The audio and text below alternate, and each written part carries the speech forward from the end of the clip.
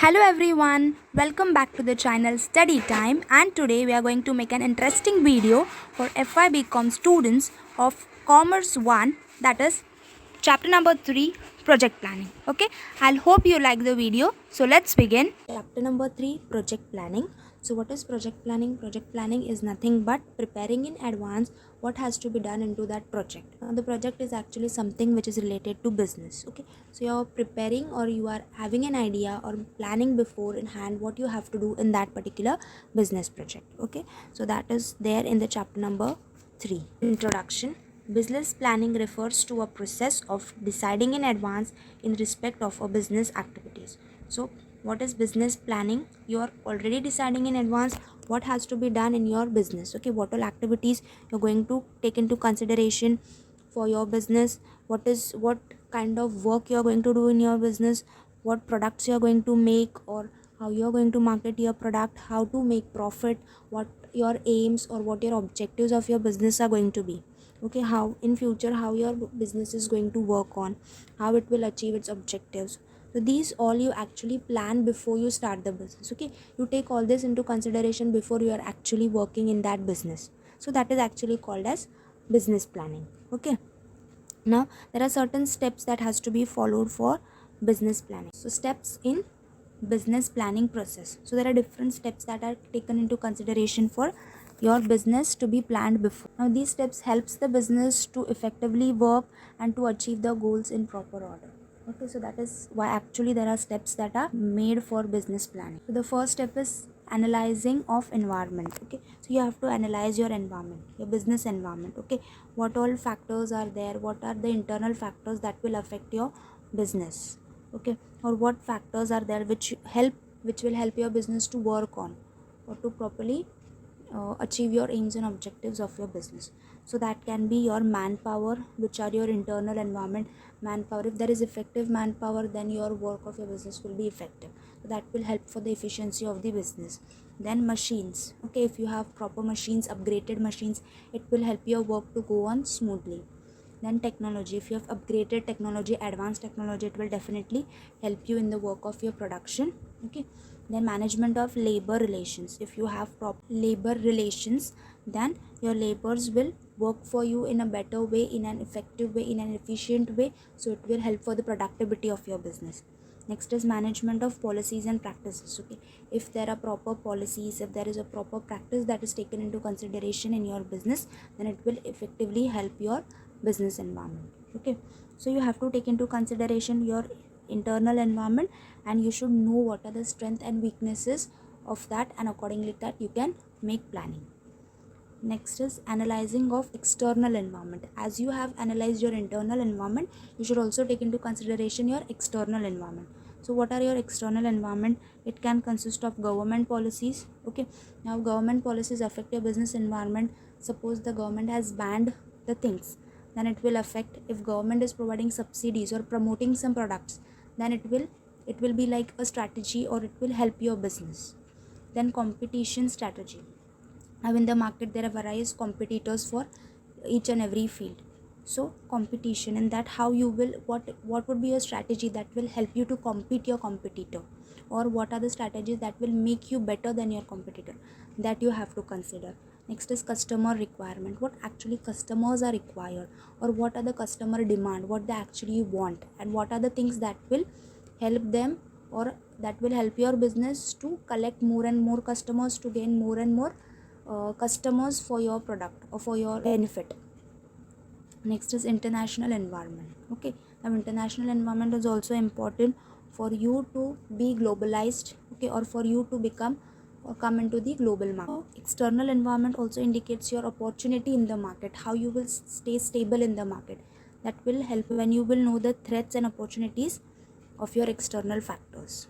Okay, the next is setting of corporate objective. Now it is very important for you to know what are your objectives, what are your business activities, what are your business objectives, and work accordingly to that objectives. Okay, so if you are working according to the objectives and your objectives are predetermined, you know what are your objectives, what are your goals, and accordingly that if you are working, it will definitely help you to achieve your goals. Okay, now your objectives or the business activities, the business objectives, that can be depending upon particular time period. Okay, the objective can be short term objectives, medium term objectives, or long term objectives. Okay, so it can be any of these.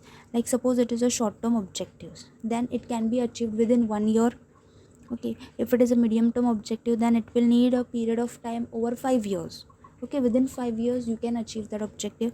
And if it is a long term objective, you will need a time which would be more than 5 years. Okay, so according to your objective, you need to plan before. Okay, like if your objectives you know, then you need to be specified with that objective. You need to be measurable, you need to achievable. Like you have just set an objective, it doesn't mean that you have that objective. It is important for you that if you have set an objective, you need to accomplish that, you need to achieve that. Okay, and it should be realistic, that whatever you have your objective, that should be real and that should be able to achieved by your corporate or your business. Okay, then time bond. Okay, if you have selected a time bond that this is a short period or a short term objective, then it should be achieved within the 1 year. Okay, so if you have given a time limit, you have decided that objective is medium term, and then within 5 years you have to complete your objective, you have to achieve your objective. Okay, so this was setting of corporate objectives. Next is formulating of strategies. Now there are some strategies that you form while doing your business. Okay, now these strategies you make to achieve your objectives.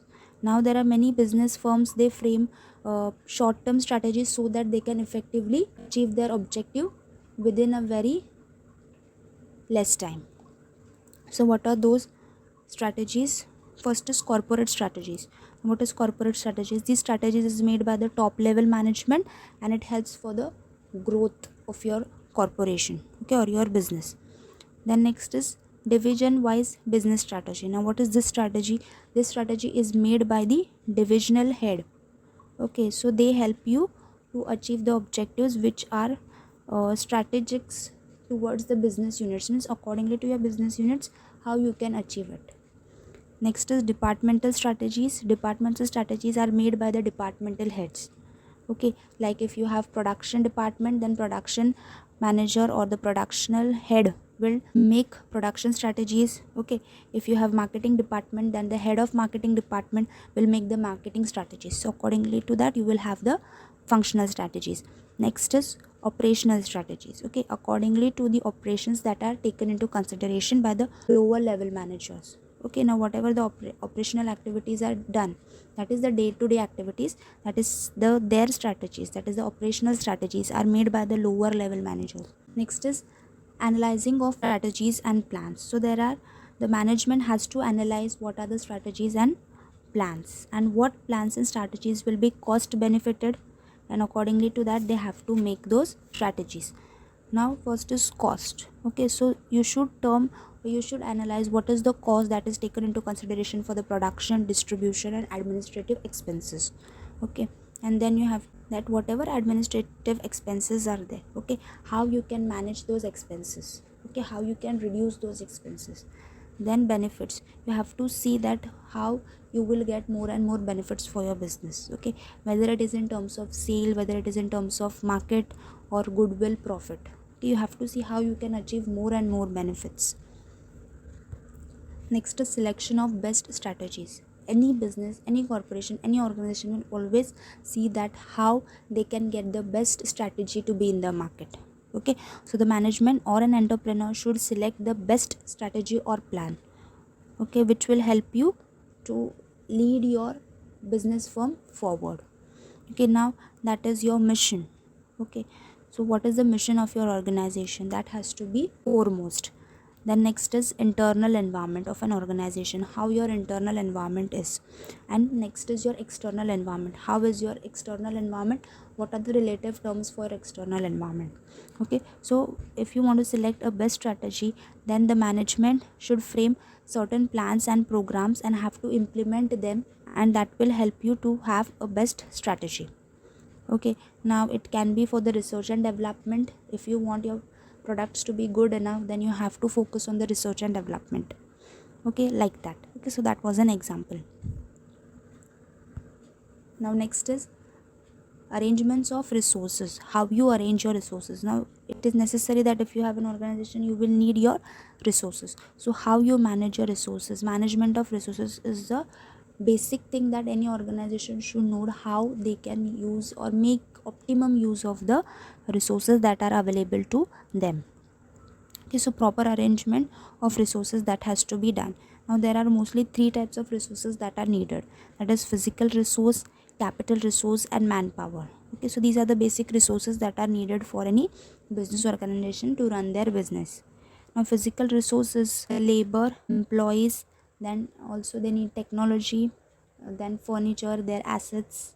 Okay, so that are the physical resource. Then capital resource, they need capital, that is the cash, and they also need manpower, that is the labor, okay, or workers. Next is allocation of resources. Now if you have resources, you need to use them properly. Okay, once you get the resource, it is the responsibility that you have to use the resources properly. You have to make the optimum use of your resources. As much as you can use the resources, you have to use them.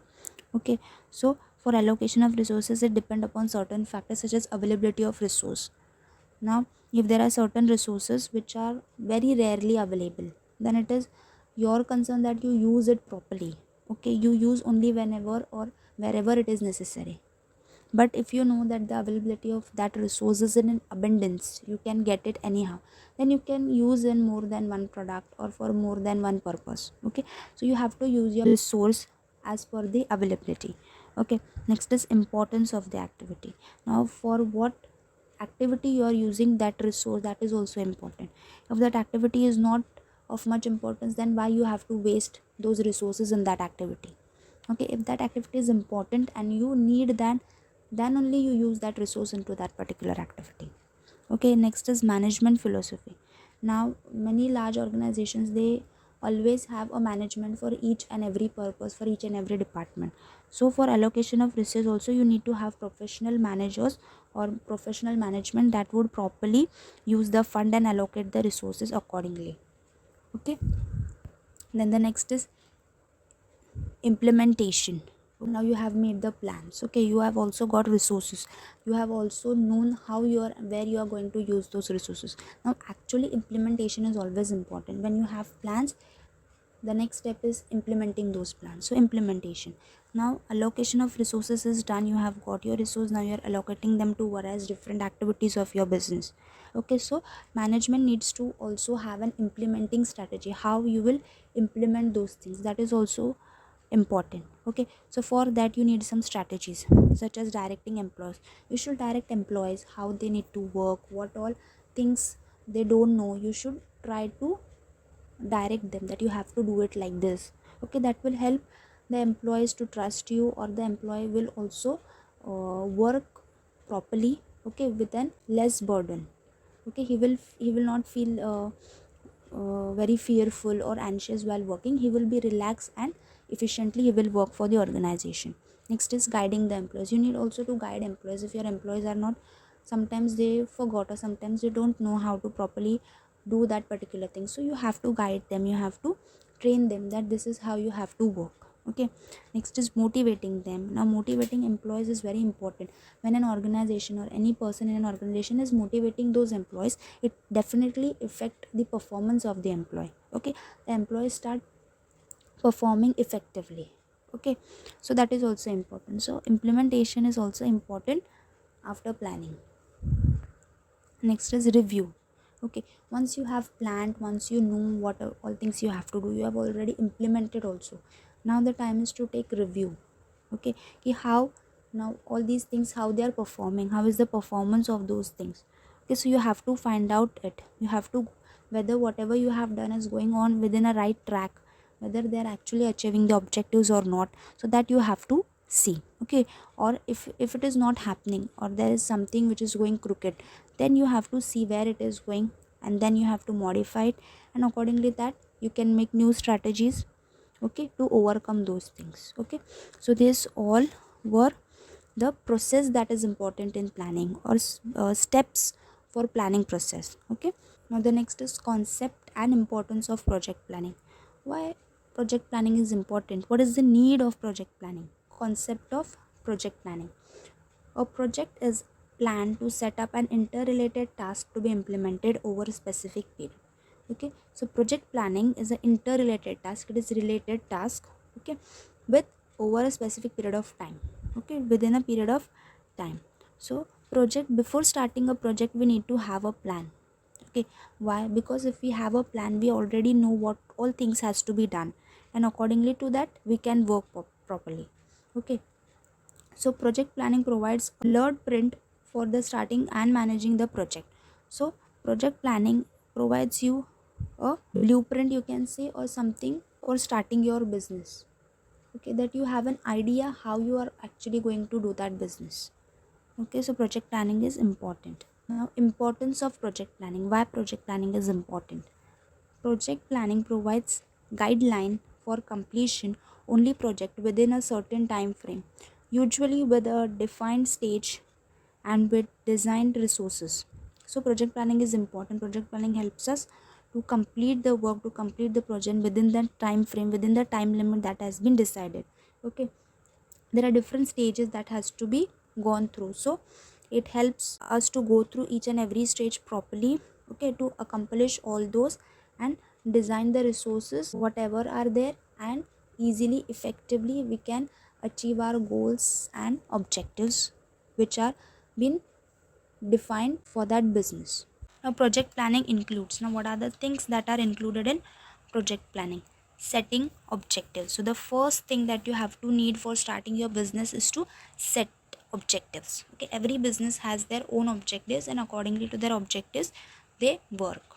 Next is identifying deliverables. Okay, you need to see that what all deliverables you are going to need for your business. Okay, so what kind of, suppose you're producing any goods, okay, so you know, you need to know what all raw material or what all resources you're going to need for that production.